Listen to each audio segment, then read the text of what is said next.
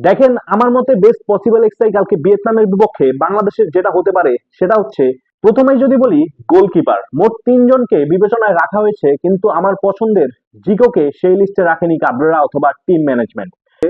সেই ক্ষেত্রে এই তিনজনের মধ্যে মিতুল মার্মা তিনি যা দেখিয়েছেন গত কিছু ম্যাচে, তার উপর আসলে আমি আস্থা রাখতে পারতেছি না। সেই ক্ষেত্রে অন্য দুজনের মধ্যে একজনকে ট্রাই করলেও করা যেতে পারে। সেই ক্ষেত্রে কালকের ম্যাচে আমি মিতুল মার্মাকে কোনো মতেই দেখতে চাচ্ছি না। এবং রাইট ব্যাকে বিশ্বনাথ ঘোষ, তিনি কিছুদিন আগেই ইনজুরি থেকে ব্যাক করেছেন, কিন্তু তার রিসেন্ট পারফরমেন্স এবং ক্লাব ফুটবলে তিনি খুব ভালো খেলেছেন। এই কারণে এই রাইট ব্যাক পজিশনে আমি তাকিয়ে দেখতে চাই। এবং সেন্টার ব্যাকের জন্য বাংলাদেশের বর্তমানে সবচেয়ে ভালো অপশন হচ্ছেন তারিক কাজী, সেখানে আমি তাকেই দেখতে চাই। এবং তার বিপরীতে যদি কাউকে এক্সচেঞ্জ করা হয়, অথবা সেখানে আমরা শাকিল আহাদ তপুকেও দেখতে পারি।